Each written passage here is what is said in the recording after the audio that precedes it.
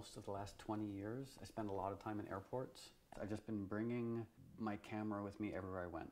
And I guess it was about 3 years ago, I had a flight delayed. I was flying to Toronto, and my flight was delayed at LaGuardia. And so I was wandering around, like the back alleys of LaGuardia Airport, and I was walking down this abandoned hallway, and they had a sign in the hallway that read, "Unattended luggage will be destroyed." But it was a little sign, and it would only print one word at a time. So it said, "Unattended, stop. Luggage, stop. Will be, stop. Destroyed." And destroyed looked so cool on its own. So I just stood there and waited for about 5 minutes and took pictures every time it just said destroyed. And it seemed like an interesting title for the album. And I guess thematically it fits. It might even be hard to describe.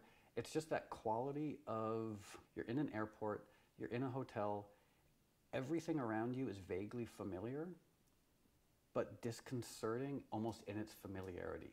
And it all looks normal, except your circadian rhythms are all screwed up, you haven't eaten well, you haven't slept, it's unnecessarily bright, and it's that just feeling destroyed.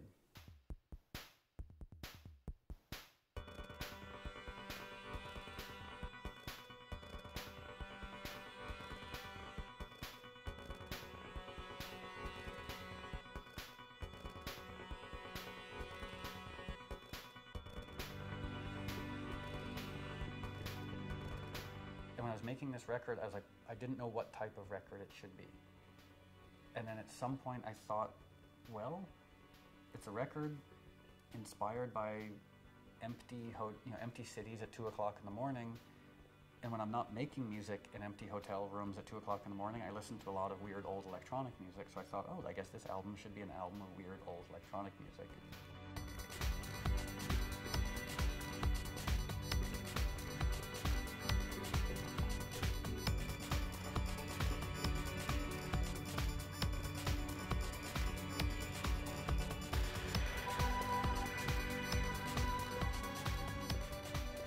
The trajectory of a lot of the songs is sort of like the trajectory of hotel insomnia. A lot of the songs start off minimal and fractured, and then sort of build and fill in a little bit as they proceed. It's sort of like hotel insomnia. All you want to do is go to sleep. You make peace with the fact that you can't sleep, you get up, and suddenly you realize there's a lot of interesting stuff to do. I do think, to a large extent, that ethos is a part of this record. One of the things I do when I have insomnia is buy old drum machines online. And another thing I do is work on music. What I found is if I'm working on music at 2 o'clock in the morning in a city that has, as far as I can tell, gone to sleep, that sort of somnambulant quality influences the music. I'll never seem like you wanted love. I was the hell that you needed. Oh, I was the one when you needed love. I was the one when you needed love. I'll never seem like you wanted love. I was the hell that you needed. Oh, I was the one when you needed love. I was the one when you needed love. Oh, never seemed like you wanted love. I was the hell that you needed. Oh, I was the one when you needed love. I was the one when you needed love. Oh, never seemed like you wanted love. I was the hell that you needed. Oh, I was the one when you needed love. I was the one when you needed love. Oh, never seemed like you wanted love. I was the hell that you needed. Oh, I was the one when you needed love. I was the one when you needed love. Oh, never seemed like you wanted love. Everybody else in the music world figured out a while ago that you can record on laptops. And to me, I've come to this fairly recently. I thought the only place I could make music is in my studio here. So on the last tour, I had Pro Tools and a little keyboard and a little microphone, and I would just record ideas here and there and work on them in a fairly rudimentary way while on tour, and then bring them back here and flesh them out more. is one of the really interesting things about making a record is you make a record, or at least I make a record and I have an idea of what it means to me, but I have no perspective and objectivity because I've been working on it by myself for a year. And you put it out into the world and all of a sudden you start getting other people's reactions to it. And that dialectic is so fascinating. Okay, so the broken places, and it starts off with a vocoder loop. This broken down, sort of winsome, endearing electronic piece of music. I needed to come up with a title for it, because that's the tricky thing with instrumentals, is what do you call them? And there's an Ernest Hemingway quote, which I think I'm paraphrasing, but basically says, life breaks most of us, and some of us are stronger in the broken places.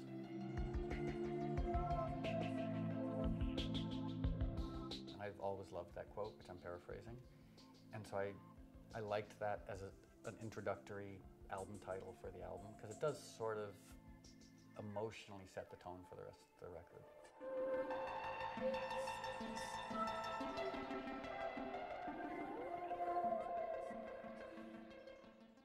The song Be the One also started with a vocoder loop.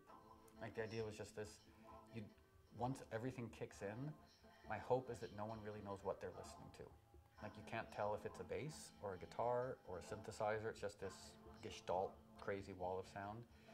I don't really like happy lyrics that much, and so the lyrics were never written down. It was just me sort of singing into a vocoder. So it was completely spontaneous, just about as what I generally write about, which is like, you know, relationships falling apart.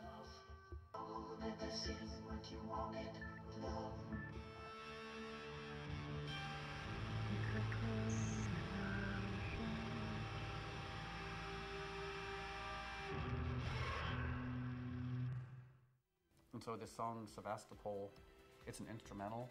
What I really like about this song is it's quite driving, like it's ostensibly a dance song, but the music is really mournful with quite a lot of dissonance in it. Like it's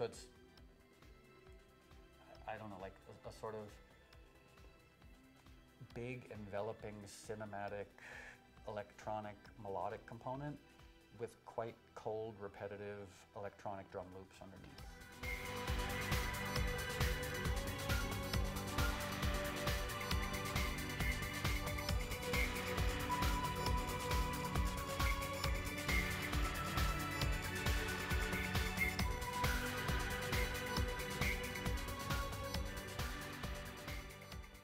The low hum was another broken down electronic instrumental track, and I gave it to my friend Emily Zuzik. And what's funny is I didn't even tell her what the album was about, you know, this theme of music for empty cities at 2 o'clock in the morning.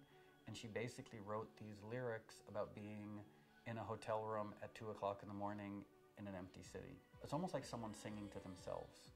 You know, instead of like projecting for all the world to hear, it's sort of like someone in a bathtub in a hotel next to the Stuttgart train station at 3 o'clock in the morning singing to yourself in a bathtub. So vocally, I think that's what I was trying to get her to do. Of the neighbor through the wall, a strand of light hangs on the window. I'm not allowed to pick favorite songs because I run the risk of offending the songs I don't pick. But at present, Rockets is my favorite song on the record because it's just got a winsome, resigned, melodic, emotional quality to it that I really love. And I also like the way that it appears in the record because it's sort of like the record's building, and all of a sudden it pulls back with this very broken, messed up piece of quiet, pretty electronic music.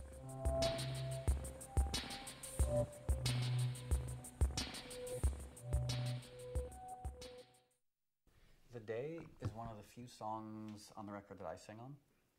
And like in a perfect world, I would have this beautiful, amazing, emotional voice and I would sing on all my songs, but it's not a perfect world and I don't have a beautiful, amazing voice, so that's why I get other people to sing on my songs. But every now and then I'll write a song and I'll sing it and realize that for whatever reason I like my voice on it. And this is one of those songs where I felt like my imperfect voice kind of fit the emotional quality of the song. When I was growing up, I was an obsessive Brian Eno fan and an obsessive David Bowie fan, and especially a fan of the records that Brian Eno and David Bowie made together. That now when I make music, it's just a part of my DNA. So a song like The Day, I understand that it's sort of, it sounds like it's very inspired by David Bowie and Brian Eno, and it is, but completely unintentional. Just because, you know, I listened to Low and Heroes so many times growing up that I wouldn't, at this point in my life, I wouldn't know how to make music that wasn't inspired by Brian Eno and David Bowie. The ways, but you can't count again. The Right Thing is another song about people whose lives have been destroyed by addiction. And when an addict reaches that point where they're done, you know, when they've essentially given up, and that question then becomes, do you give up and let yourself die, or do you give up and go on living?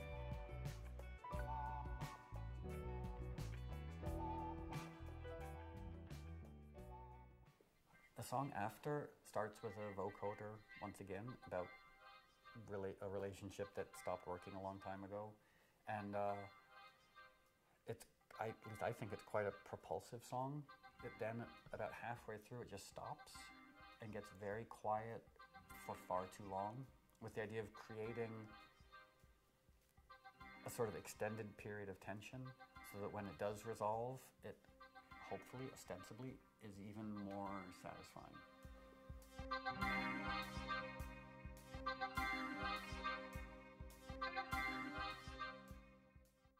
Victoria Lucas was Sylvia Plath's pseudonym when she wrote The Bell Jar, and I keep going on eBay trying to find an original copy of The Bell Jar as written by Victoria Lucas, and they show up every now and then, but they're very pricey. And I mean, a lot of the titles in the record are inspired by either my favorite writers or works by my favorite writers. And this one, it's an instrumental, so why not name it after one of my favorite writers?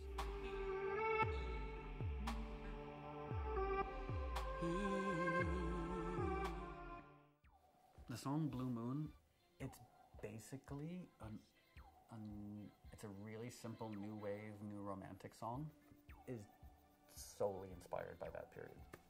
And that's what I grew up with, and I still love it, and I shouldn't apologize for it so much.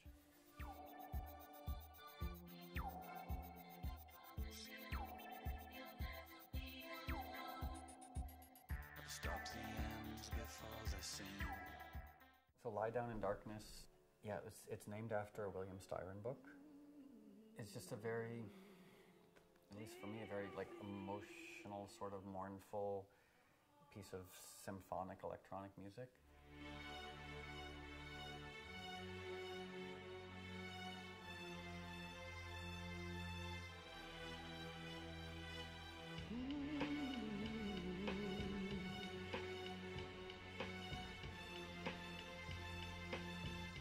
Wrote a bunch of string arrangements around their a cappella recording, and then went to the woman who sang it and said, oh, is it possible for you to resing, like 8 3/4 months pregnant, singing the vocals, hitting stop, handing the CD or whatever to her husband, and then being rushed to the hospital to give birth.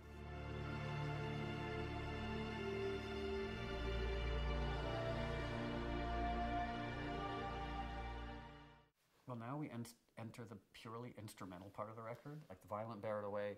I personally love the way it develops, and I like the idea of like that just when it gets to a certain point, it then gets a little bit bigger, and then gets a little bit bigger. So it's almost like the opposite of a Russian doll. You know, like starting with the tiny doll and gets bigger and bigger and bigger.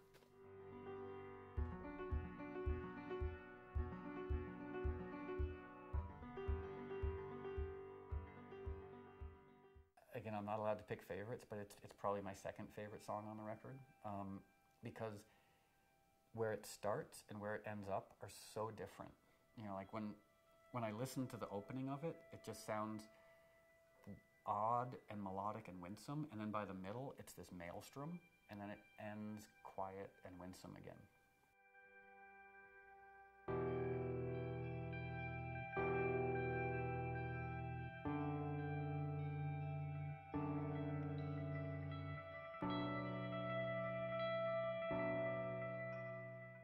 For those few people who will listen to the album from start to finish, I wanted to try and make a bookended, cohesive, emotional experience. And I felt like this short song, When You Were Old, was like a kind of perfect denouement to the album.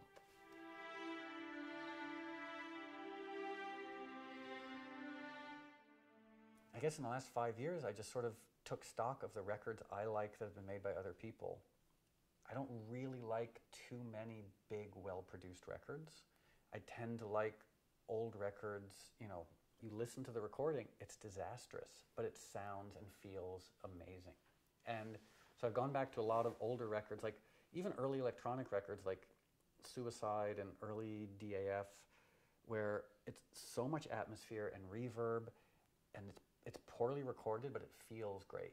And so what I've tried to do with this record and the last record, Wait For Me, is go back to that approach to making records. Because so much contemporary music is so flawlessly recorded and flawlessly produced and flawlessly mixed that I almost feel like there's no room for the listener.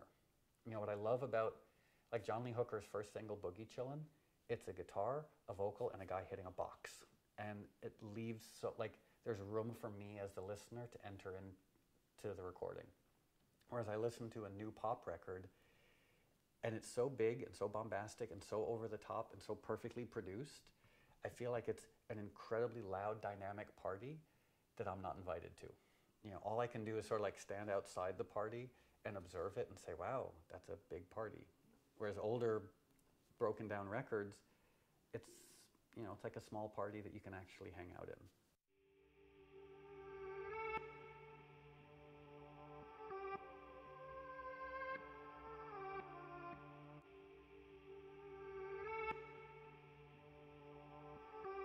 I love letting record be a little more broken down, letting record, you know, like having old drum machines that don't quite work right, and old analog synths that only do one or two things, and if you touch a fader, all of a sudden it stops making sounds, you have to hit the side of it and record it and not perfect it, and just sort of let it be what it is.